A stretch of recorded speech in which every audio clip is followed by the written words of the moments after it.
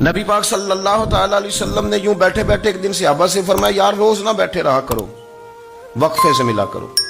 کچھ لوگ زیادہ ساتھ رہنے لگتے ہیں تو ادب نہیں نہ رہتا، ان کو احساس نہیں ہوتا کہ میں کیا کر رہا ہوں۔ تو نبی کریم صلی اللہ تعالی علیہ وسلم نے صحابہ کے مجمع پہ نظر ڈال کے فرمایا، حضور فرمانے لگے روز نہ ملا کرو، وقفے سے ملنے سے محبت بڑھتی ہے۔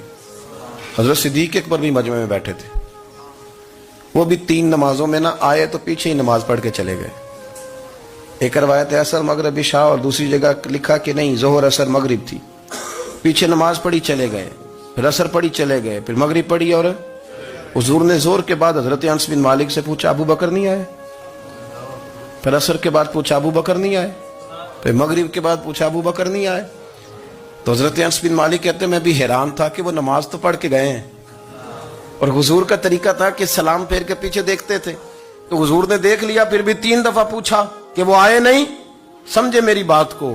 حضور فرما رہے ہیں نماز پڑھنے تو ساری دنیا ہی آتی ہے، وہ تو اسپیشل آیا کرتا تھا، وہ آیا نہیں؟ آئے نہیں جناب صدیق اکبر؟ تو حضرت انس کہتے میں نے جا کے دروازے پہ دستک کی، حضرت انس قریب رہتے تھے نا حضور کے، تو نبی پاک کے لاڈلے تھے، تو پھر لوگ بھی ان کا لاڈ دیکھتے تھے کہ یہ حضور کا قریبی ہے۔ تو کہتے میں نے دروازے پہ دستک دی تو حضرت ابو بکر صدیق فرمانے لگے کیسے آئے ہو؟ میں نے کہا یار آپ چنگے سیانے بندے، حضور نے 3 دفعہ پوچھا ہے، 3 دفعہ پوچھا ہے۔ تو حضرت سیدنا ابو بکر صدیق دوڑے آئے، حضور حکم ہو؟ تو نبی کریم نے فرمایا یار سارا دن تو نظر ہی نہیں آیا، تو کدھر تھا تو؟ سارا دن ملا ہی نہیں۔ اللہ کرے آپ کے اس جملے کے حسن کی سمجھ آئے۔ آپ دیکھیں جو چاشنی یہاں ٹپک رہی ہے، جو وقار یہاں ٹپک رہا ہے، ذرا اس کا مزاج تو دیکھیں، اور یار تو نظر ہی نہیں آیا سارا دن۔ تو حضرت صدیق اکبر کہتے ہیں کوئی بات بھی نہیں تھی پر میں رو پڑا۔ میں نے کہا حضور آپ نے تو فرمایا تھا کہ ذرا وقفے سے ملا کرو، محبت بڑھتی ہے۔ تو حضور فرمانے لگے ابو بکر میں نے کہا تھا پر تجھے تو نہیں نہ کہا تھا، تو کوئی اور تھے جن کو کہا تھا، تجھے تھوڑا کہا تھا، اور اتنے بڑے جملے نہیں ملیں گے۔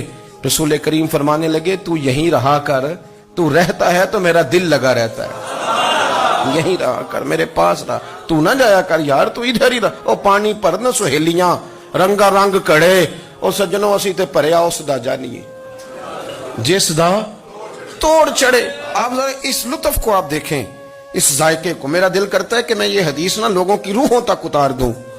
حضور فرماتے ہیں میں نے جس کے سامنے دین پیش کیا اس نے دلیل مانگی، وہ بھی کوئی اپنا ہے جو اپنوں سے دلیلیں مانگے، وضاحتیں مانگے، یہ کیسے تھا تو وہ کیسے تھا، تو یہ چیز کدھر سے آئی تو وہ کدھر گئی۔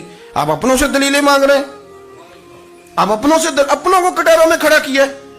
حضور یہ نہیں فرماتے کہ دلیل تھی کوئی نہیں، فرمایا جس نے مانگی میں نے دی دلیل، اور لوگ دلیل دیکھ کے مسلمان ہوئے۔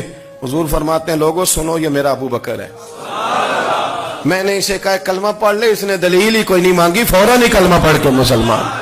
یہ احساس ہے۔ یہاں تو تھک گئے لوگ اپنوں کو دلیلیں دیتے، وہ جی ویسے کیسے تھا، تو ایک بندہ یہ کہہ رہا تھا تو دوسرا کہنے دے جو دنیا کہتی ہے، تو اپنی بات کر، تو بتا تو کیا کہتا ہے، اپنی رائے بیان کر، تیرا نظریہ کیا ہے، تیرا ذوق کیا ہے، تو چھوڑ لوگ کیا کہتے ہیں، اپنی بات کر۔ اگر ابو بکر صدیق لوگوں کے کہنوں پہ چلتے تو مکہ تو سارا کچھ اور کہہ رہا تھا، اس وقت تو کچھ تھا ہی نہیں جو کہتا کہ نہیں تو ٹھیک چل رہا ہے، دنیا ساری کچھ اور کہہ رہی تھی، لیکن صدیق اکبر کہہ رہے تھے نہیں نہیں، سچ وہ ہے جو مدینے والے رسول فرماتے ہیں، سچ وہ ہے جو میرے آقا نے فرمایا ہے۔